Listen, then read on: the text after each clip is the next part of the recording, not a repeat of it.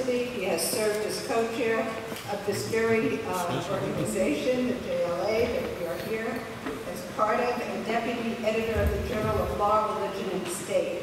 Serves as board member of the Public Committee Against Torture in Israel, and is a volunteer at the Rape Crisis Center. Amos teaches Jewish law, international law, law and social sciences, psychology, and property law, and he has been particularly prolific and enormously vibrant in the rising movement of digital legal studies. Thank you, Suzanne. So I'm Nir's blah blah blah. I'm the infante rebel, the critical, unsatisfied, annoying troublemaker. And I want to start with the date. We're 24th of July, 25th, yesterday night was a beautiful historical night. That was also the historical night of 100 years for the foundation of the Hebrew University of Jerusalem. And I want to remind everybody that when this was suggested, the eminent international Jewish scholar in Lvov gives out a newspaper, sorry, I'm not a legal historian, but as a student, as a graduate student, and they have essays about this thing of creating, and what is written there, an alternative temple. I want to remind you, the campus on Mount Scopus has its back to the Temple Mount. It is a closed place, not, well, people that pray in Hecht synagogue don't realize that, but architecturally, it's an alternative. It's a cultural camp. And it's higher, I won't get into it. And so, okay, let's say. So, sorry, okay.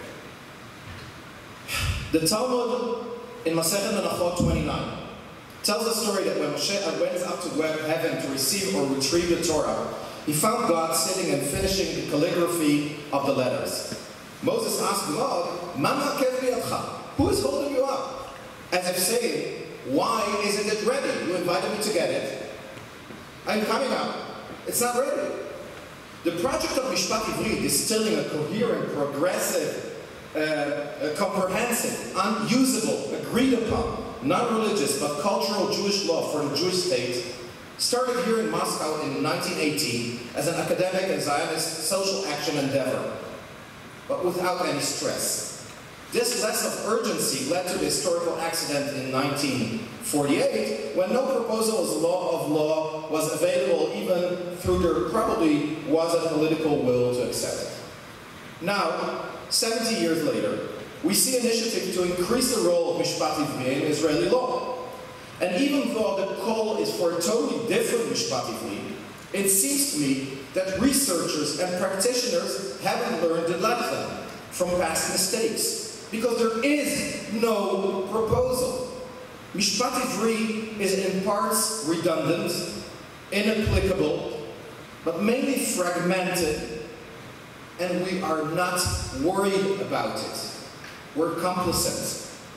The historical Mishpat Ivri project has been abandoned, and its remains are fragmented. The early Zionist religious Mishpat Ivri project were abandoned and neglected. Other projects, like the Law of Israel Professor Rockefeller, religious research centers, constitutional proposals, the work by the Hebrew law departments, and alternative Batedi, do not offer a comprehensive Jewish solution that engages the people and convinces the professionals. At the most, it's fragmented. The present move, politically, is towards a very different Mishpat Ivri. In the public discourse, the concept of Jewish doesn't offer a challenging, responsible, rich set of relevant options. Instead, Jewish is a value to coerce religious or cultural rules on others, without any need to prove relevance or utility. The legislation doesn't account for the fragmentary reality of the field of Mishpat Ivri and ignores the perils of this fragmentation. Two trends emerged which reduced the rich, multifaceted cultural debate from the last century, the Kulturkampf, which you're so afraid of, which we should celebrate.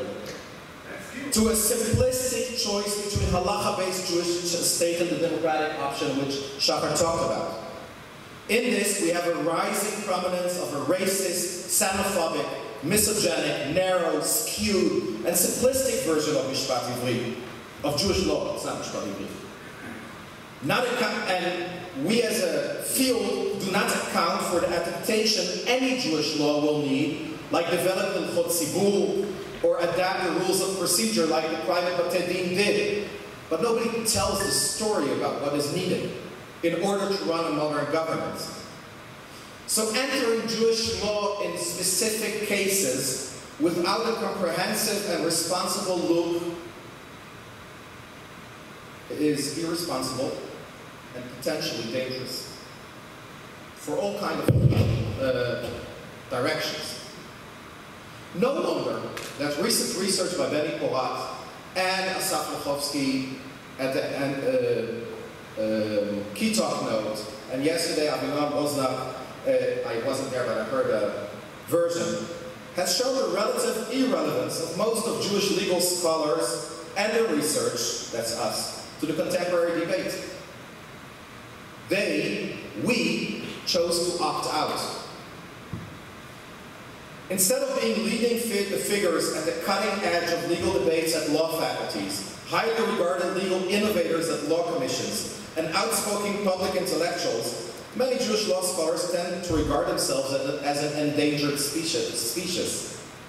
Law schools got the message and responded in kind and lowered the status of Mishpat Ivri. Depleted. Okay. If I succeed to anchor somebody, then I'm doing my job. Depleted and impoverished, sidetracked and with narrow contemporary aspiration, Jewish law needs invigoration to shape up to the challenge. And it does. Promising intellectual changes and projects like the Tuba Conference, interinstitutional cooperations, changes in faculty, slowly increasing research budgets, and this conference are emerging.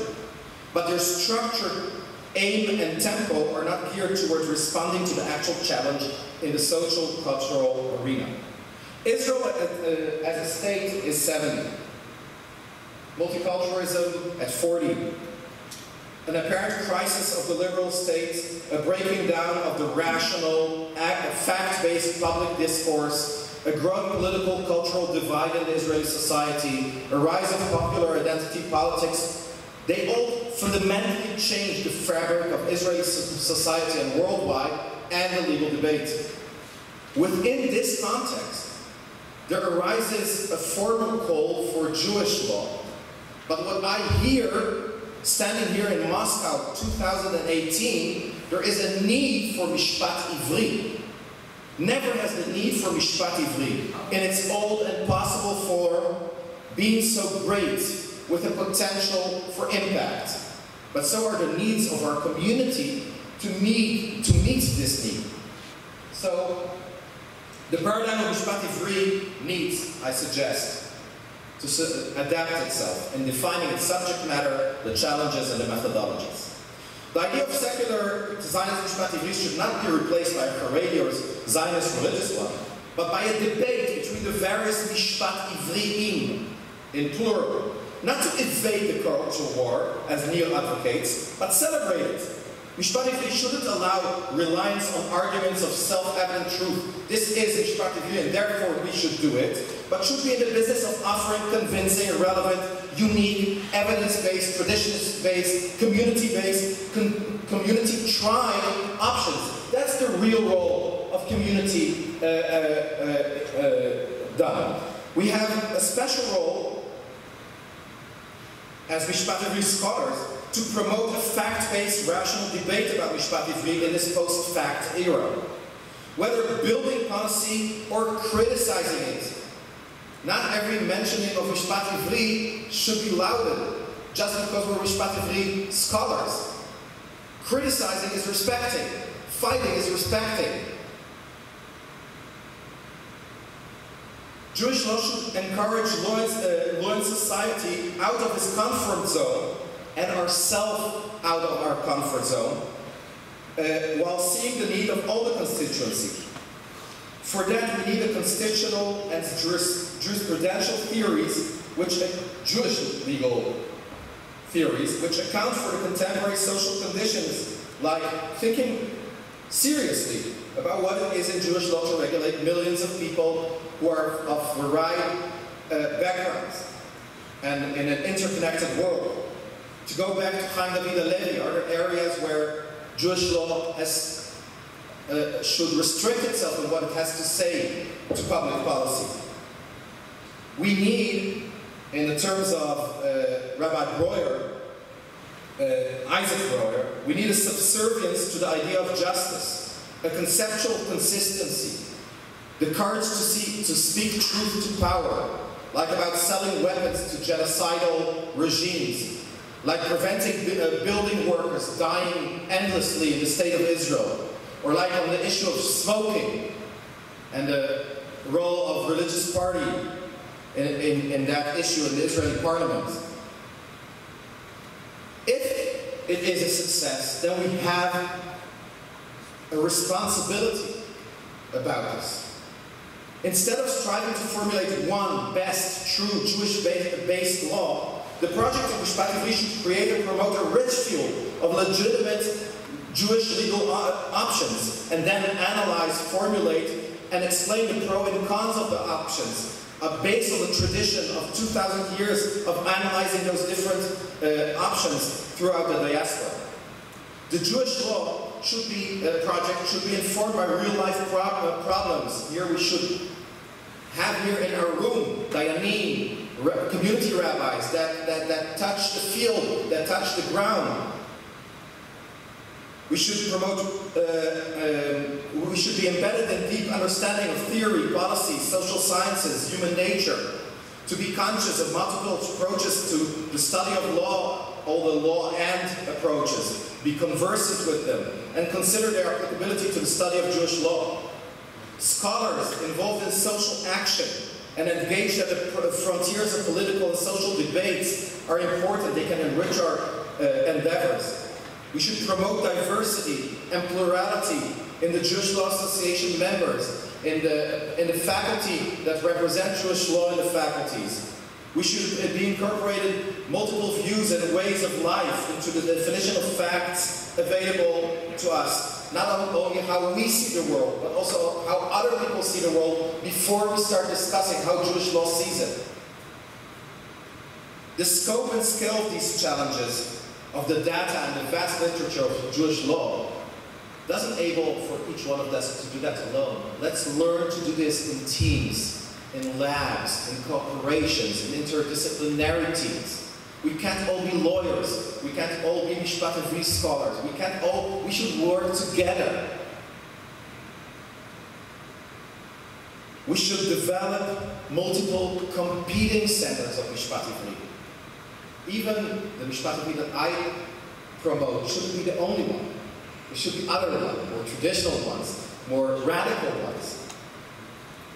But we should be one responsible, creative, inclusive, and diverse community where we can fight it out. That way we can try to cultivate leading jurists who have a responsible public voice in academia and society. So these are, in my, well, very partial and humble opinion, the needs of the so much needed Mishpat Ivri in 2018.